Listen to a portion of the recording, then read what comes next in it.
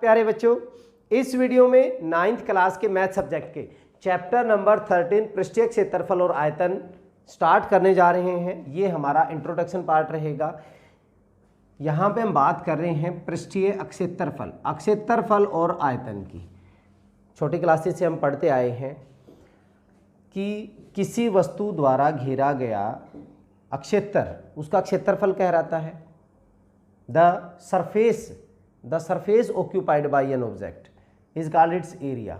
और किसी भी वस्तु द्वारा घेरी गई जगह, जैसे गिलास के अंदर कितना पानी आ सकता है, वो उसका क्या कहलाता है? आयतन कहलाता है, वॉल्यूम कहलाता है। The space occupied by an object is called its volume और आयतन। ठीक है, तो इन्हीं के बारे में हम पढ़ेंगे। यहाँ पे छोटी क्लासेस में भी हम करते आए हैं, उन्हीं का सहारा लेके हम आगे बढ़ेंगे। इंट्रोडक्शन पार्ट में मैं आपको सभी जितने भी हमारे ठोस आकृतियां हैं उन आकृतियों के बारे में, उनके पृष्ठीय क्षेत्रफल और आयतन के बारे में मैं यहाँ पे समझाऊंगा आपके। उसके बाद हम एक्सरसाइज स्टार्ट करेंगे। फर्स्ट नंबर यहाँ पे हम लिख लेते हैं सीरियल नंबर, यहाँ पे हमारा हो जाएगा नेम, फिर हम बनाएंगे फिगर, उसका चित्र बनाएंगे। उसके बाद हमारा होगा कर्व्ड सरफेस एरिया, मतलब वक्र पृष्ठीय क्षेत्रफल। ठीक है, और फिर मैं लूँगा टोटल सरफेस एरिया, जिसको हम संपूर्ण पृष्ठीय क्षेत्रफल बोलते हैं या अकेला पृष्ठीय क्षेत्रफल। और फिर हम बात करेंगे वॉल्यूम की। वॉल्यूम मतलब आयतन की बात करेंगे। तो इसी में सारे फार्मूले में यहीं पे लिख दूंगा और आपको समझा दूंगा कि कैसे कैसे होंगे ये। Serial number 1 name. सबसे पहले हम बात कर रहे हैं घनाभ की। घनाभ, आपने एक ईंट देखी है या हम कमरे की बात करें, ये हमारे पास क्या होता है? घनाभ होता है। घनाभ जिसमें एक लंबाई होगी, एक चौड़ाई होगी और एक ऊंचाई होगी। लंबाई, चौड़ाई और ऊंचाई LBH। जैसे कमरे में लेंथ भी होती है, लंबाई भी होती है, चौड़ाई भी और ऊंचाई भी। अब हम बात करें कर्व्ड सरफेस एरिया। कर्व वक्र पृष्ठीय, मतलब इसके चारों तरफ। जैसे हम किसी उसकी बात करें, कमरे की अगर हम बात करें तो कमरे में चारों तरफ हमारे पास क्या है? 4 दीवारी है। घनाभ में वक्र पृष्ठीय क्षेत्रफल 4 दीवारी का क्षेत्रफल भी बोला जाता है। चलिए ठीक है, मान लेते हैं। अब कैसे निकालें हम इसका जो फार्मूला है वो कैसे निकालेंगे? देखिए यहाँ पे हमारे पास 4 दीवारें होगी। एक दीवार ये होगी, एक इसके सामने होगी, एक दीवार ये होगी, एक इसके सामने होगी। अगर मैं इस दीवार की बात करूं, इस दीवार का क्षेत्रफल क्या होगा? ये लंबाई है, ये ऊंचाई है। ये हमारे पास एक आयत है। आयत का क्षेत्रफल क्या होता है? लंबाई गुणा में चौड़ाई। यहाँ पे लंबाई तो L है, चौड़ाई क्या है? H। तो इसका क्या हो गया? LH। इस दीवार का क्षेत्रफल, एक दीवार का क्षेत्रफल LH हो गया। ऐसी बिल्कुल सेम उस तरफ भी है, तो कितने LH हो गए? 2 LH हो गए। क्लियर है?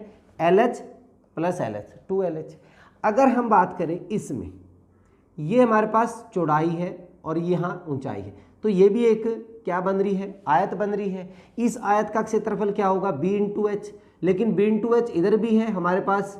जब हम इसको मिलाएंगे ऐसे, तो यहाँ पे भी जो बन रही है इस तरफ वो भी है एक दीवार। तो BH कितने BH हो गए?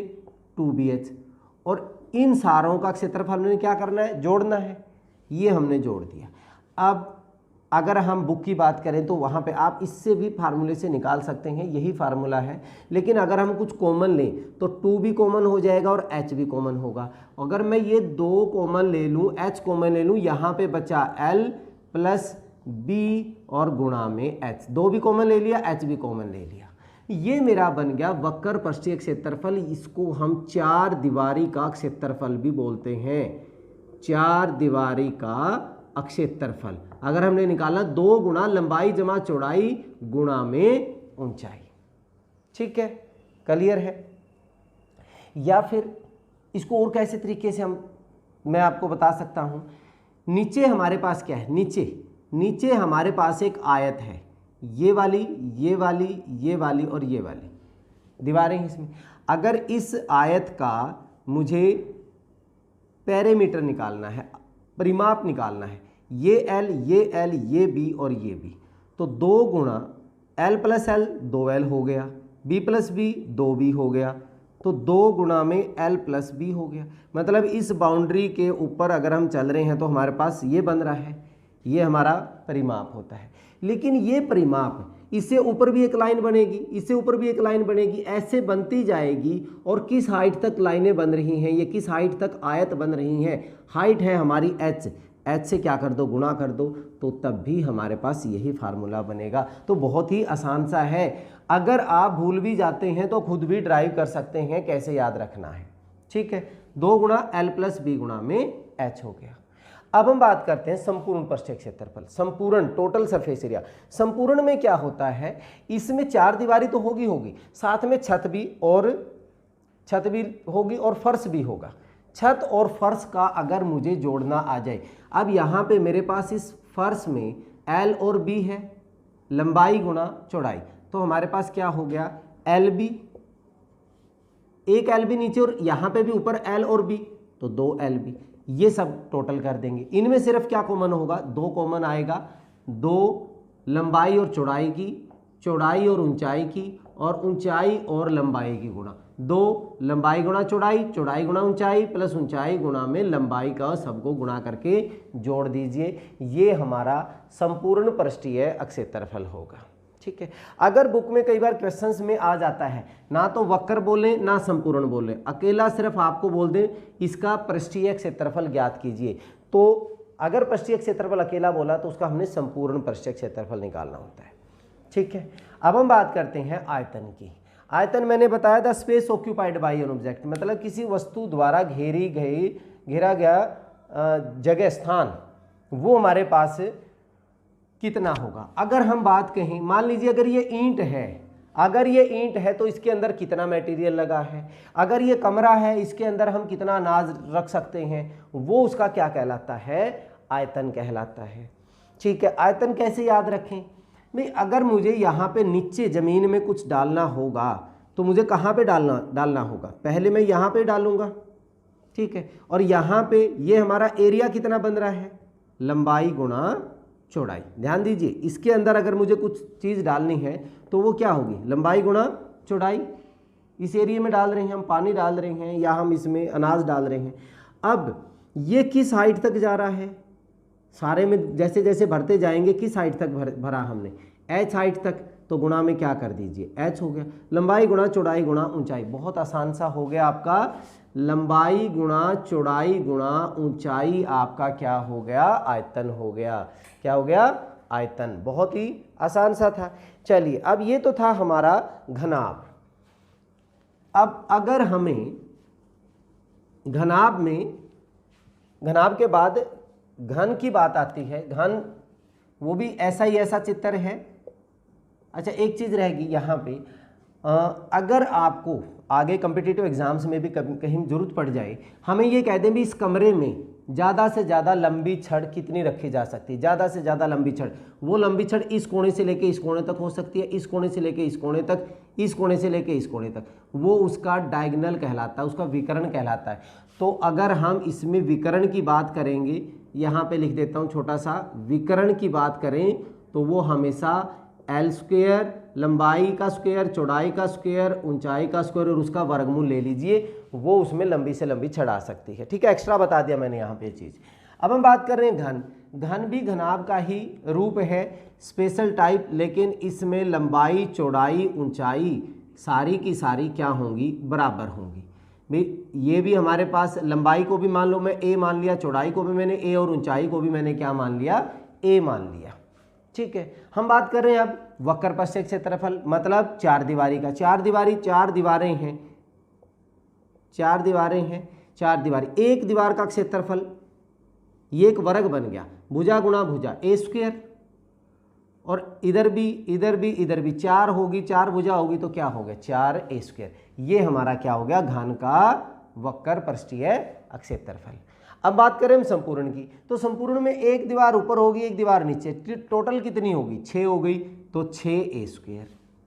अब हम इसके आयतन की बात करें, लंबाई गुणा चौड़ाई गुणा ऊंचाई, भुजा गुणा भुजा गुणा भुजा, तो भुजा की पावर क्या हो गया, 3 हो गया। अगर इसका विकर्ण निकालना हो तो यहाँ से हम d की वैल्यू निकालें, a square a square a square, 3a² मतलब √3a भी आपका इसका विकर्ण हो सकता है। किसका विकर्ण? घन का विकर्ण √3a हो जाएगा। तीसरे नंबर पे आता है हमारे पास बेलन, सिलेंडर बोलते हैं हम इसको इंग्लिश में। आकृति इस तरह की आकृति, ठीक है। जैसे अगर मैं इसकी बात करूं, पेन की हमारे पास जो मार्कर है ये भी हमारे बेलन के आकार का, नीचे भी सर्कल है ऊपर भी सर्कल है, सर्कुलर रूप में है हमारे पास। तो क्या होगा, नीचे सर्कल है तो उसकी क्या मिलेगी हमें? त्रिज्या मिलेगी, त्रिज्या मिलेगी। और ये किस हाइट तक है? इसको हमने क्या मान लिया? h। ऊंचाई हमने क्या मान ली? इसकी h मान ली। अब मैं बात कर रहा हूं पहले कर्व्ड सरफेस एरिया, वक्र पृष्ठीय क्षेत्रफल। जहां पे आप यहाँ पे ऊपर ऐसे हैंड लगा सकते हैं, ये मेरा वक्र पृष्ठीय क्षेत्रफल है, ये वाला, ठीक है, जिसको हम यहाँ से चारों तरफ से ऐसे ऐसे हम इसको स्पर्श कर सकते हैं, ठीक है। अब ध्यान दीजिए, यहाँ पे मेरे पास नीचे क्या है? एक सर्कल है। तो यहाँ इस बाउंड्री के ऊपर चलूँगा, इस बाउंड्री के ऊपर चलूँगा, वापस आऊँगा तो मेरे पास क्या होगा? 2πr ही होगा। इसकी जो सरकमफ्रेंस होती है, जो इसकी परिधि है, वो हमारे पास क्या है? 2πr। अब ऐसे ऐसे सर्कल कितनी हाइट तक है? h तक, 2πr। h हमारा क्या हो गया? वक्र पृष्ठीय क्षेत्रफल। बहुत ही आसान सा। अब ये कह दें कि संपूर्ण पृष्ठीय, संपूर्ण में तो एक ऊपर सर्कल है एक नीचे सर्कल है, तो इन दोनों सर्कलों का एरिया भी जोड़ना पड़ेगा। दोनों, एक सर्कल का एरिया क्या होता है? πr²। दो का कितना हो जाएगा? 2πr²। ये तो ऊपर नीचे का हो गया। और इसका कर्व्ड का कितना था? 2πrh।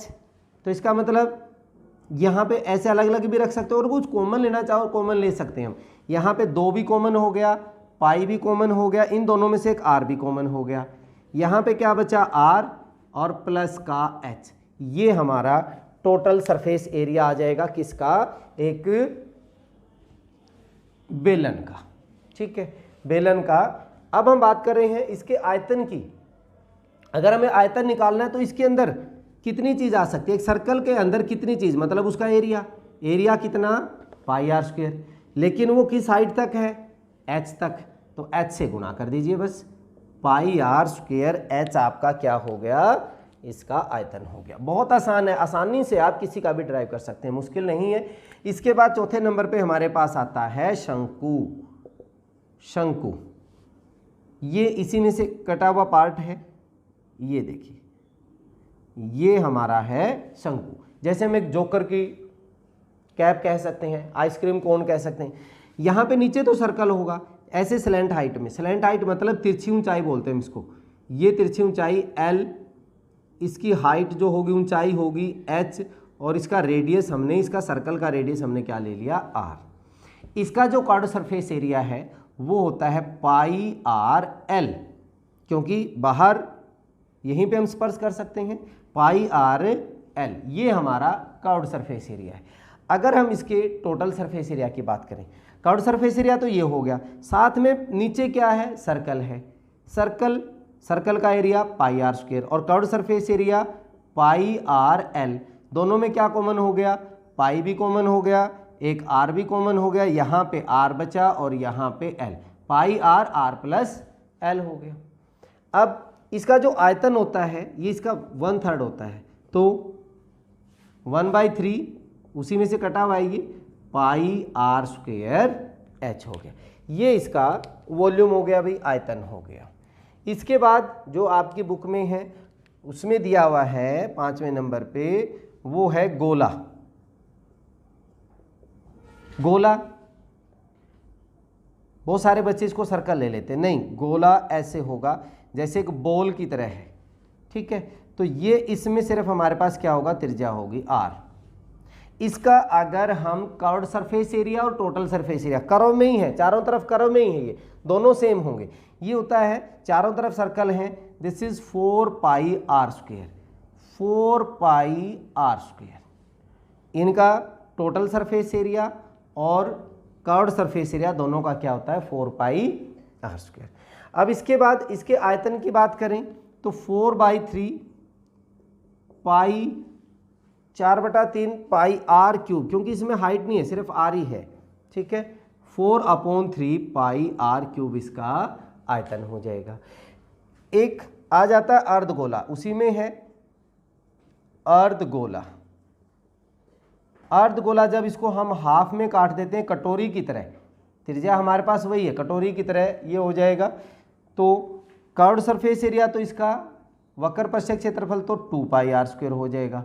लेकिन जब हम बात करते हैं संपूर्ण की, नीचे हो गया 2 पाई आर स्क्वायर, ऊपर भी एक सर्कल बन गया अब, तो 1 पाई आर स्क्वायर ये 2 पाई आर स्क्वायर ये कितने बन जाएंगे 3 पाई आर स्क्वायर बन जाएगा। और जब हम इसके आयतन की बात करेंगे इसका आधा कर दो, वो 4/3 है तो ये कितना हो जाएगा 2/3 पाई आर क्यूब हो जाएगा। और यहाँ पे एक चीज़ रहेगी शंकु में, अगर हमें ये एक राइट एंगल ट्रायंगल बन जाएगी तो एल स्क्वेयर जो बनेगा L square is equal to H square plus R square. अगर हमें इन तीनों में से कोई भी दो दिए हुए तो तीसरी वैल्यू हम आसानी से निकाल सकते हैं। ये था हमारा इंट्रोडक्शन पार्ट, जिसमें हमने सारे चित्र बना के इनके वक्र पृष्ठीय क्षेत्रफल, संपूर्ण पृष्ठीय और आयतन निकालने बता दिए। इनके फार्मूले आप अच्छे से ध्यान से करेंगे। चलिए इस वीडियो में इतना ही। नेक्स्ट वीडियो में एक्सरसाइज 13.1 के क्वेश्चंस के साथ मिलते हैं। तब तक के लिए जय हिंद जय भारत।